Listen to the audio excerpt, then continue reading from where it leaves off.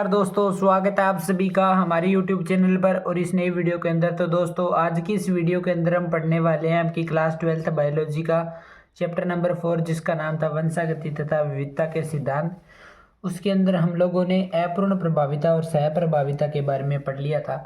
अब आगे आने वाला हमारा टॉपिक है बहुयुग्म विकल्पी और घातक जीन। ये दो हमें पढ़ने हैं। उसके बाद हमें पढ़नी है प्रबलता, द्विक जीन और संपूरक जीन यानी पूरक जीन भी जिसे कहा जाता है। इन सब के बारे में बात करेंगे। उससे पहले अगर आप चैनल पर पहली बार आए हैं तो चैनल को सब्सक्राइब करिए, वीडियो पसंद आती है तो वीडियो को लाइक करिए। तो बेसिकली जो मेंडल के बाद का जो एरा है यानी युग है, जिसे नॉन मेंडेलियन युग या एरा कहा जाता है, इसके अंदर दो प्रकार की क्रियाएं हुई थी। एक तो थी अंतःजीनी पारस्परिक क्रियाएं और एक थी अंतराजीनी पारस्परिक क्रियाएं। तो अंतःजीनी पारस्परिक क्रियाओं के अंदर ये टॉपिक आते हैं। एक तो है अपूर्ण प्रभाविता, एक सहप्रभाविता, एक बहुयुग्म विकल्पी और घातक जीन। जिनमें से हम अपूर्ण प्रभाविता यानी इनकम्प्लीट डोमिनेंस पढ़ चुके हैं और सहप्रभाविता यानी को डोमिनेंस, इन सब के बारे में पढ़ चुके हैं, जिसकी वीडियो आपको चैनल पर मिल जाएगी और सहप्रभाविता की वीडियो डिस्क्रिप्शन में लिंक मिल जाएगी, वहाँ पर जाकर आप देख सकते हैं।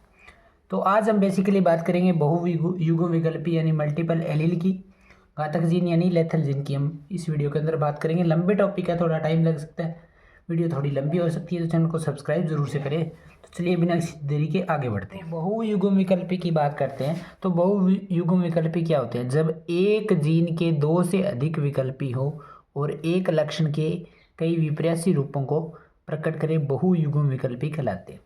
कोई एक जीन है, उसके दो से अधिक विकल्पी हो, लेकिन बेसिकली हम क्या देखते थे कि एक जीन के दो युग्म विकल्पी या विकल्पी होते हैं, लेकिन जब एक लक्षण या एक जीन के कई विपर्यासी रूपों को प्रकट करते हैं तो क्या कहलाते हैं? बहुयुग्म विकल्पी कहलाते हैं। ये जीन उसी लक्षण के विभिन्न वैकल्पिक लक्षण को प्रकट करते हैं। ये हमेशा एक लोकस यानी एक अक्ष पर स्थित होते हैं। ये प्रभाविता, अपूर्ण प्रभाविता, सहप्रभाविता तीनों एक साथ दर्शाते हैं या प्रदर्शित करते हैं। इसके उदाहरण की अगर मैं बात करूं तो मानव में एबियो रक्त समूह है, वो मैं पढ़ा चुका हूँ, सहप्रभाविता के अंदर हम लोगों ने पढ़ा था। और दूसरा उदाहरण है ड्रोसोफिला में आंखों का रंग। तीसरा उदाहरण है खरगोश में आवरण का रंग। ये काफ़ी ज़्यादा पूछे जाते हैं, काफ़ी डिटेल में हम पढ़ेंगे। तो सबसे पहले देख लेते हैं ड्रोसोफिला में आंखों का रंग। ड्रोसोफिला में आंखों का रंग किस प्रकार से होता है ये देखते हैं। ड्रोसोफिला बेसिकली ड्रोसोफिला मेलेनोगेस्टर एक फलमक्खी को कहा जाता है। इसकी आगे हम बात करेंगे जब हम मॉर्गन के बारे में पढ़ेंगे। मॉर्गन ने इस पर कई प्रयोग किए थे। जब वो वाला टॉपिक हम पढ़ेंगे तो वहाँ पर हम डिटेल में बात करेंगे। फिलहाल हम इसमें आंखों का रंग देखते हैं किस प्रकार का होता है। तो जो ड्रोसोफिला होती है उसमें सामान्य यानी वन्य जीन कैपिटल आर होता है, वो प्रभावी लाल अंग के लिए उत्तरदायी होता है। जो अप्रभावी यानी स्मॉल आर सफ़ेद अंग के लिए उत्तरदायी होता है। इसके लिए कुल 15 युग्म विकल्पी है जो कि ड्रोसोफिला की आंखों के रंग के लिए उत्तरदायी है। उदाहरण के लिए W, capital W, small c और स्मॉल h जो कि चेरी रंग के लिए उत्तरदायी है, जबकि कैपिटल W और स्मॉल i हाथी दांत रंग के लिए उत्तरदायी है। ये होता है ड्रोसोफिला में रंग। प्रभावी कौन सा होगा? लाल आंख रंग के लिए उत्तरदायी कौन सा है? वन्य जीन कैपिटल R और सफ़ेद आंख के लिए स्मॉल r उत्तरदायी है। ये किसका उदाहरण है? बहुयुग्म विकल्पी का। यहाँ पर आप देख सकते हो एक जीन के ही 15 युग्म विकल्पी है। कितने युग्म विकल्पी है? 15। और वो अलग अलग लक्षणों को, मल्टीपल लक्षणों को क्या कर रहे हैं? प्रकट कर रहे हैं, बहुत सारे रंग प्रकट कर रहे हैं। तो ये किसका उदाहरण है? बहुयुग्म विकल्पी का उदाहरण है। अगला है खरगोश में आवरण। खरगोश में आवरण रंग यानी स्किन का कलर कैसा होता है? तो इसके लिए 4 युग्म विकल्पी पाए जाते हैं। कितने युग्म विकल्पी? 4, यानी 2 से अधिक है तो ये किसका उदाहरण हो गया? बहुयुग्म विकल्पी मल्टीपल एलील का उदाहरण हो गया। पहला कलर होता है अगोती जिसे कैपिटल सी से स्मॉल सी से दर्शाते हैं, कैपिटल सी से दर्शाते हैं, जो कि एक अप्रभावी होता है। और इसके लिए कलर होते हैं black, brown plus yellow colour के धब्बे होते हैं शरीर के ऊपर। दूसरा कलर है चिंचिला जिसे हम दर्शाते हैं स्मॉल c और स्मॉल h से। ये अभिव्यक्त करता है सिल्वर ग्रे कलर को। तीसरा स्किन कलर होता है हिमालयन सफ़ेद, जिसके लिए होता है युग्म विकल्पी कैपिटल C, स्मॉल c और स्मॉल h। जो क्या करता है, नाक कान पैर काले, नाक कान और पैर को क्या कर देता है, काला कर देता है, और पूरा शरीर क्या कर देता है, सफ़ेद कर देता है। ये किसका होता है, हिमालयन के लिए। और रंजक ही यानी कोई कलर नहीं होगा, कलरलेस होगा, उसके लिए होता है स्मॉल सी, जो कि अप्रभावी होता है। और ये क्या होता है, सफ़ेद रहता है। आइज पिंक होती है, एल्बिनो कलर की होती है। ठीक है, तो ये थे इसके 4 युग्म विकल्पी होते हैं इस तरह के। पहला तो कौन सा था, कैपिटल सी। दूसरा होता है small C small H, capital C small H और स्मॉल सी। ये 4 युग्म विकल्पी होते हैं किसके लिए, खरगोश में आवरण रंग के लिए। बहुत बार पूछा जाता है कि गोती कलर में कौन कौन से कलर होते हैं, चिंचिला में कौन से होते हैं, हिमालयन सफ़ेद में, हिमालयन में कौन से होते हैं, रंजकहीन में कौन से होते हैं। तो आपको यहाँ पर बताना होता है। ये बहुत ही बढ़िया उदाहरण है बहुयुग्म विकल्पी का। अभी हम आगे देखते हैं। ठीक है, तो कैपिटल सी जो होता है, जो कि है अगोती कलर, उसमें क्या होता है कि जो टायरोसिन है वो मिलेनियन में मिलेनियन में कन्वर्ट होता है, मिलेनियन में कन्वर्ट होता है। उसके लिए जो कैपिटल सी है ये क्या करता है, टायरोसिनेज एंजाइम का निर्माण करता है। अब ये जो टायरोसिनेज एंजाइम है, ये टायरोसिन को मिलेनियन में कन्वर्ट करने के लिए बहुत ज़रूरी होता है। ठीक है, अब ये एंजाइम यहाँ से मिल गया, अब ये मिलेनियन बन गया। उसके बाद मिलेनिन जो होता है वो यू मिलेनियन में कन्वर्ट हो जाता है, जो कि काला रंग देता है। कौन सा रंग देता है, काला रंग। उसके बाद है फियोमिलेनिन, जो कि ऑरेंज और येलो रंग में बदलता है, जिससे अकोती रंग बनता है। सबसे पहले क्या बनता है, टायरोसिन। टायरोसिन को मिलेनिन में कन्वर्ट किया जाता है, मिलेनिन में। उसके लिए वहाँ पे आता है टायरोसिनेज एंजाइम, जो कि अगोती कलर से होता है। ठीक है, उसके बाद आता है मिलेनिन। मिलेनिन को यू मिलेनिन में कन्वर्ट किया जाता है, जो कि काले रंग का होता है। और उसके बाद लास्ट में बनता है फियोमिलेनिन, जो कि ऑरेंज और येलो कलर का होता है। ये काला, ऑरेंज और येलो कलर मिलाकर कौन सा कलर बनता है, अगोती कलर बनता है। किसके अंदर, खरगोश के अंदर या सशक के अंदर। ठीक है, उसके बाद है स्मॉल सी स्मॉल एच। ये क्या करता है, टायरोसिनेज में विकृति उत्पन्न करता है, जिससे ग्रे हो जाता है, जिससे कौन सा कलर व्यक्त होता है, ग्रे सिल्वर कलर अभिव्यक्त होता है। अगला है कैपिटल सी स्मॉल सी और एच। ये कौन सा था, हिमालयन, पहले मैंने पढ़ा चुका है। इसमें क्या होंगे, नाक कान और पैर क्या होंगे, काले होंगे, और पूरा शरीर क्या होगा, सफ़ेद होगा। वातावरण के अनुसार टायरोसिनेज की संरचना में क्या होता है, बदलाव होता है, जिसके कारण सिर्फ नाक कान पैर पर मिलेनियन का निर्माण होता है। वातावरण में क्या होता है, ये जो टायरोसिनेज है यही महत्वपूर्ण भूमिका निभाता है टायरोसिन को मिलेनियन में कन्वर्ट करने के लिए।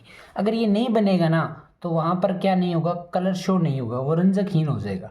ठीक है, तो ये बनना बहुत ज़रूरी है, तभी मिलेनियन का निर्माण होगा, और उससे ही क्या होंगे, कलर आ जाएंगे। तो यहाँ पर क्या होता है कि वातावरण के अनुसार टायरोसिन की संरचना में बदलाव होगा, जिससे नाक कान और पैर क्या होंगे, पर मिलेनियन का निर्माण होगा, और वो काले हो जाएंगे, और बाकी पूरा शरीर है वो सफ़ेद हो जाएगा, यानी रंजकहीन हो जाएगा। लास्ट है हमारा रंजकहीन यानी स्मॉल सी। इसमें यहाँ पर कोई टायरोसिन नहीं बनता, इसलिए ये कैसा रहता है, खरगोश सफ़ेद रहता है। ये थे इस खरगोश में आवरण रंग। 4 इसके युग्म विकल्पी होते हैं। एक बार फिर से समझेंगे तो ज़रूर समझ में आएगा, थोड़ा टिपिकल है। बस आपको इतनी चीज़ याद रखनी है, जहाँ पे टायरोसिन नहीं बनेगा वो कैसा होगा, सफ़ेद होगा। और जहाँ पे टायरोसिन कन्वर्ट हो रहा है आगे टायरोसिनेज एंजाइम की सहायता से, वहाँ पर मिलेनियन का निर्माण होगा, और मिलेनियन से आगे यू मिलेनियन बनेगा और फियो मिलेनियन बनेगा, जिससे ऑरेंज काला और येलो कलर अभिव्यक्त होगा। इस प्रकार से आप देख सकते हैं। तो जहाँ पर मिलेनियन का निर्माण नहीं होगा वो क्या होगा, सफ़ेद होगा वो पार्ट। ये था खरगोश में आवरण रंग। ये था हमारा बहुयुग्म विकल्पी वाला टॉपिक। अब आगे हम देखेंगे घातक जीन यानी लेथल जीन के बारे में। ये जो घातक जीन या लेथल जीन होता है, इसके बारे में एक साइंटिस्ट थे ल्यूशियन केनोट। ल्यूसिन केनोट ने बताया था घातक जीन के बारे में। ये जो घातक जीन होते हैं ये क्या करे करते हैं, आइए हम देख लेते हैं। ये जीन प्राणी के लक्षण प्रारूप कौन सा था, जब हमने देखा था कि जब कैपिटल टी और स्मॉल टी का क्रॉस करवाया था, उसके अंदर जो FNPD निकल कर आई थी, उसके अंदर हम लोगों ने लक्षण यानी कौन लंबा कौन बौना है, उसके आधार पर हम लोगों ने जो अनुपात लिखा था एक, वो अनुपात ही क्या होता है, लक्षण प्रारूप अनुपात होता है, जो कि उसके बाहरी आकारिकी को शो करता है कि कौन लंबा है कौन बौना है, कौन किसका कलर कैसा है, किसका ये है वो है, बाहरी लक्षण को व्यक्त करता है। वो क्या होता है, लक्षण प्रारूप फिनोटाइप। ठीक है, ये होता है फिनोटाइप। अब ये क्या होता है, ये जीन प्राणी के लक्षण प्रारूप के साथ साथ जीवन क्षमता को भी वे प्रभावित करते हैं। ऐसे जीन जो लक्षण प्रारूप को तो प्रभावित करेंगे लेकिन साथ में जीव की जो जीवन क्षमता है, जो उसकी जीने की क्षमता आयु है, उसको भी प्रभावित कर देते हैं। ऐसे जीन क्या होते हैं, घातक जीन होते हैं। इसके कारण प्रभाव क्या पड़ेगा, इसके कारण प्राणी की मृत्यु हो जाती है, यानी प्राणी की डेथ भी हो जाती है। किसके कारण, घातक जीन के कारण। वह अनुपात क्या दे देता है, 3:1 होता है लक्षण प्रारूप अनुपात। हमने देखा था ये F1PD में, सॉरी F2PD में 3:1 निकल कर आया था। तो उसकी जगह यहाँ पर घातक जीन की कंडीशन होगी तो वहाँ पर क्या रह जाता है, 2:1 रह जाता है। और कुछ स्थितियों में जीवन की बाद की अवस्था में प्राणी की क्या हो जाती है, मृत्यु हो जाती है, डेथ हो जाती है।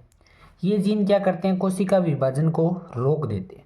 अब कोशिका विभाजन रुक जाएगा तो आगे कोशिका नहीं बन पाएगी, नई कोशिकाओं का निर्माण नहीं होगा और जिससे क्या हो जाएगी, प्राणी की मृत्यु हो जाएगी। या तो ये भ्रूणीय अवस्था में प्राणी की मृत्यु हो जाती है या कुछ आगे जाकर स्टेज में प्राणी की मृत्यु हो जाती है। ये होते हैं घातक जीन। अब ये घातक जीन 3 प्रकार के होते हैं जिन्हें हमें आगे पढ़ना है।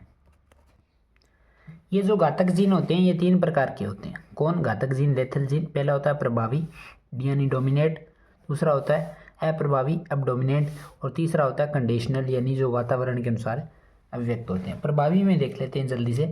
जब प्रभावी जीन घातक जीन के रूप में हो, यानी जब प्रभावी स्थिति हो, ये स्थिति, ठीक है, अगर ये स्थिति प्रभावी है और इसमें अगर कोई घातक जीन आ जाए, कौन सा जीन आ जाए, घातक, जो हमारे शरीर को नुकसान पहुंचा रहा है, इसमें कोई घातक जीन आ जाए तो वो जीव की मृत्यु का कारण बनता है। ये होता है प्रभावी घातक जीन। समयुग्मनज स्थिति होनी चाहिए, ये समयुग्मनज है, प्रभावी है और मृत्यु हो जाएगी, इससे क्या हो जाएगी, मृत्यु हो जाएगी। अगर विषम युग्मनज स्थिति हो, मान लीजिए ये हो, आगे हम पढ़ेंगे, उदाहरण ये नहीं लेना, मैं समझाने के लिए ले रहा हूँ। कैपिटल टी स्मॉल टी, ये क्या, कौन सी स्थिति है, विषम युग्मनजी। तो प्राणी में विकार उत्पन्न होगा, मृत्यु नहीं होगी लेकिन प्राणी में क्या हो जाएगा, विकार उत्पन्न हो जाएगा, कोई रोग उत्पन्न हो जाएगा। ठीक है, इसके उदाहरण है इसका चूहे में आवरण का रंग। चूहे में आवरण का रंग, चूहे में आवरण रंग के लिए 2 कलर होते हैं, एक होता है पीला रंग, पीला रंग में होता है AY, कौन सा होता है युग्म विकल्पी, AY होता है, दूसरा होता है अगोती, इसके लिए होता है A+। अगर इनका जब क्रॉस करवाया जाएगा, अगर ये स्थिति बन गई प्रभावी वाली, यानी इसमें ये स्थिति बन जाती है लास्ट, अगर ये स्थिति बन गई तो प्राणी की मृत्यु हो जाएगी। लेकिन यही अगर A+ आ जाएगा यहाँ पर और AY आ जाएगा तो प्राणी में विकार होगा सामान्य, उसमें रोग उत्पन्न हो जाएगा, उसकी मृत्यु नहीं होगी। ठीक है, ये होता है चूहे में आवरण का रंग। दूसरा है मेनेक्स कैट यानी बिल्ली के लिए, इसको हम डिटेल में पढ़ेंगे। और तीसरा है हट्टीगठन कोरिया विकार, इसको भी हम डिटेल में पढ़ने वाले हैं, तो जल्दी से देख लेते हैं। सबसे पहले देखेंगे कैट के बारे में। ये जो होती है एक बिल्ली की एक विशेष किस्म होती है जो कि एक विशेष स्थान पर खोजी गई थी। इस प्रकार की जो बिल्लियाँ होती हैं उनमें क्या हो जाती है, स्पाइन जो होती है वो छोटी रहती है, जिसके कारण पूंछ का आकार छोटा, यानी पूंछ जो होती है, टेल होती है, वो उसका आकार या तो छोटा हो जाएगा या कुछ बिल्लियों में क्या हो जाएगी, वो पूंछ अनुपस्थित हो जाएगी, यानी पूंछ बनेगी नहीं। ठीक है, ये होती है इस प्रकार की कैटें। अब देखें इनमें क्रॉस करवाया जाएगा तो क्या होगा। अब यहाँ पर इसके लिए होते हैं युग्म विकल्पी, कैपिटल एम और स्मॉल एम, और इस साइड भी कैपिटल एम और स्मॉल एम, इनका क्रॉस करवाया तो यहाँ पर कैपिटल एम बन गया, तो यहाँ की जो बिल्ली बनेगी, पहली बिल्ली बनेगी, उसकी क्या हो जाएगी, डेथ हो जाएगी। उसके बाद ये 2 बिल्ली बनेगी जो कि विषम युग्मनजी स्थिति में होगी। अब यहाँ पर ये विषम युग्मनजी होगी तो इस प्रकार की जो बिल्लियाँ होगी उनमें स्पाइन क्या रह जाती है, छोटी रह जाती है, और पूंछ छोटी रह जाती है या पूंछ अनुपस्थित रह जाती है इस प्रकार की बिल्ली। और जो अप्रभावी जीन वाली बिल्लियाँ होगी, स्मॉल एम, वो क्या होगी, नॉर्मल बिल्लियाँ होगी, उनमें किसी प्रकार का विकार नहीं होगा, क्योंकि घातक जीन किसके रूप में है, प्रभावी जीन के रूप में। घातक जीन किस में है, प्रभावी वाले में। अप्रभावी पर कोई फर्क नहीं पड़ेगा। जो विषम युग्मनजी प्रभावी है वहाँ पर क्या होगा, ओनली रोग उत्पन्न होगा, विकार उत्पन्न होगा, उसकी मृत्यु नहीं होगी। जैसे यहाँ पर इस बिल्ली में स्पाइन छोटी रह जाती है, पूंछ छोटी रह जाती है या अनुपस्थित रह जाती है, कोई उसकी मृत्यु नहीं होती। अगली है हंटिंगटन डिजीज़, चलिए उसको भी देख ले। जो हंटिंगटन डिजीज़ होती है ये मनुष्य में पाई जाती है और कई अन्य जीवधारियों में होती है। ये क्रोमोसोम नंबर 4 जो होता है उस पर एक प्रभावी जीन उपस्थित होता है, उस जीन के कारण ये डिजीज़ उत्पन्न होती है। इसके अंदर जो लक्षण हैं वो 30 से 40 वर्ष के बाद दिखाई देते हैं। जैसे हम आपने एड्स का नाम सुना होगा, ये वाला AIDS, acquired immuno deficiency syndrome, इसके बारे में आपने सुना होगा। तो इसके अंदर भी जो लक्षण हैं वो लगभग 10 वर्षों के बाद दिखाई देते हैं। कितने वर्षों बाद? 10 वर्षों के बाद दिखाई देते हैं। कुछ इसी प्रकार से इस रोग में जो होता है वो 30 से 40 वर्षों के बाद लक्षण दिखाई देते हैं। तो समझ लीजिए कितना खतरनाक रोग है। इसके अंदर क्या होता है, लक्षण क्या होते हैं? इसके अंदर तंत्रिकाएं जो होती है, आपकी नर्वस सिस्टम जो होता है वो विकृत हो जाता है, उसमें कुछ त्रुटियां आ जाती है, विकृत होना शुरू हो जाती है, तथा इसके कारण क्या हो जाता है? अनियंत्रित गति होती है, भावनात्मक समस्या होती है, सोचने की क्षमता में क्या हो जाती है? कमी होने लगती है हंटिंगटन डिजीज़ में। ठीक है, बहुत ही खतरनाक रोग है, बहुत ही ज़्यादा खतरनाक है। ठीक है, क्या हो जाती है? सोचने की क्षमता में कमी हो जाती है और भावनात्मक समस्या उत्पन्न होती है। इसमें भी जो घातक जीन है वो हमने देखा था प्रभावी कंडीशन है। तो यहाँ पर जो कैपिटल एच वाली संतति होगी उसमें उसकी क्या हो जाएगी? मृत्यु हो जाएगी। और जो कैपिटल एच और स्मॉल एच वाली होगी उसमें विकार उत्पन्न होगा, बीमारी उत्पन्न होगी। और जो अप्रभावी जीन वाली संतति होगी उसमें वो क्या होगी? सामान्य होगी, उसमें किसी प्रकार का रोग नहीं होगा। ये एक वंशागति है, यानी पीढ़ी दर पीढ़ी ये चलती है। तो इसमें जो कैपिटल एच वाली है उसकी तो मृत्यु हो जाएगी, स्मॉल एच वाली है उसकी मृत्यु नहीं होगी। अगला है अप्रभावी घातक जीन, यानी जब घातक जीन किसकी फॉर्म में हो? अप्रभावी के फॉर्म में हो। अभी तक हमने पढ़ा प्रभावी वाले, प्रभावी के अंदर हमने देखा हंटिंगटन डिजीज, मिनेक्स कैट के बारे में, ये दो उदाहरण हमने देखे प्रॉपर। अब हम देखेंगे अप्रभावी वाली कंडीशन में क्या होगी। अप्रभावी जो होगी उसमें अप्रभावी जीन समयुग्मनजीवी अवस्था में आने पर व्यक्ति की मृत्यु का कारण बनते हैं। अब इसमें उल्टा हो जाएगा, पहले प्रभावी जीन आएगा तो वो जीव की मृत्यु का कारण बन रहे थे, अब अगर यहाँ पर अप्रभावी जीन आएगा तो वो मृत्यु का कारण बनेंगे। तो इसमें क्या होगा? जो आपकी इसका मुख्य उदाहरण है सिक्कल सेल एनीमिया। कौन सी? Sickle cell anaemia. आरबीसी जो होती है वो हंसियाकार हो जाती है। इस रोग में व्यक्ति की आरबीसी हंसियाकार हो जाती है। इसके ऊपर एक मैं स्पेसिफिक वीडियो बनाऊंगा इस रोग के ऊपर, जब हम पढ़ेंगे इस चैप्टर में। आगे आपके टॉपिक है विकार से संबंधित, जो अनुवांशिकी विकार उत्पन्न होते हैं, वहाँ पर सिक्कल सेल एनीमिया के ऊपर एक स्पेशल वीडियो आएगी, वो आपको देखनी पड़ेगी क्योंकि बहुत इंपॉर्टेंट है, वो काफ़ी बार पेपर में पूछ लिया जाता है। इसका दूसरा उदाहरण है मक्के में रंजकहीनता। मक्के में रंजकहीनता, रंजक मतलब कलरलेस, इसका कारण होता है क्लोरोफिल। क्लोरोफिल क्या हो जाता है? अनुपस्थित हो जाता है। ये कौन सा किसका उदाहरण है? अप्रभावी घातक जीन का उदाहरण। और लास्ट है हमारा कंडीशनल घातक जीन। कंडीशनल घातक जीन यानी वातावरण के अनुसार जब जीन प्रभाव डालते हैं किसके ऊपर? जीव के ऊपर। इसका एक मुख्य उदाहरण है ग्लूकोज 6 फॉस्फेट डिहाइड्रोजिनेज विकार। ग्लूकोज 6 फॉस्फेट डिहाइड्रोजिनेज विकार, ये जो रोग होता है ये आरबीसी में होता है। किस कारण होता है? देखिए, ये जो एंजाइम होता है ग्लूकोज 6 फॉस्फेट डिहाइड्रोजिनेज, इसको मैं शॉर्ट फॉर्म में बोलूँगा G6PD। G6PD यानी ग्लूकोज, G से ग्लूकोज, 6 से 6, P से फॉस्फेट और D से डिहाइड्रोजिनेज। ये जो होता है एक एंजाइम होता है जो कि आरबीसी को क्रियात्मक बनाए रखता है। क्रियात्मक बनाए रखने का ये कार्य करता है ये जो एंजाइम होता है। लेकिन इस विकार में क्या होगा? इसकी कमी हो जाएगी। लेकिन इस विकार से ग्रसित लोगों में काली मटर, एक मटर होती है काली मटर जिसको बोलते हैं हैव बीन्स, इसके संपर्क में जिसमें ये रोग है, ठीक है, जिसमें ये रोग है, तो उसमें जो ये रोग होगा तो ये जो मटर के संपर्क में आएंगे तो ये जीन क्या हो जाएंगे? उत्तेजित हो जाएंगे, सक्रिय हो जाएंगे, वह एंजाइम का निर्माण नहीं होगा। जब इस एंजाइम का निर्माण ही नहीं होगा तो क्या होगी? आरबीसी डैमेज होने लगी। आरबीसी क्या होगी? आरबीसी डैमेज होने लग जाएगी। डैमेज होने के कारण व्यक्ति की क्या होगी? मृत्यु भी हो सकती है, वो कुछ टाइम जिंदा भी रह सकता है, कुछ भी स्थिति हो सकती है। काली मटर, बस काली मटर का आपको ध्यान रखना है, ठीक है। काली मटर के संपर्क में आने पर ये क्या होते हैं? जीन उत्तेजित होने लगते हैं। इसको एक स्पेसिफिक नाम दिया जाता है इस डिजीज़ को, हीमोलाइटिक एनीमिया। Haemolytic anaemia.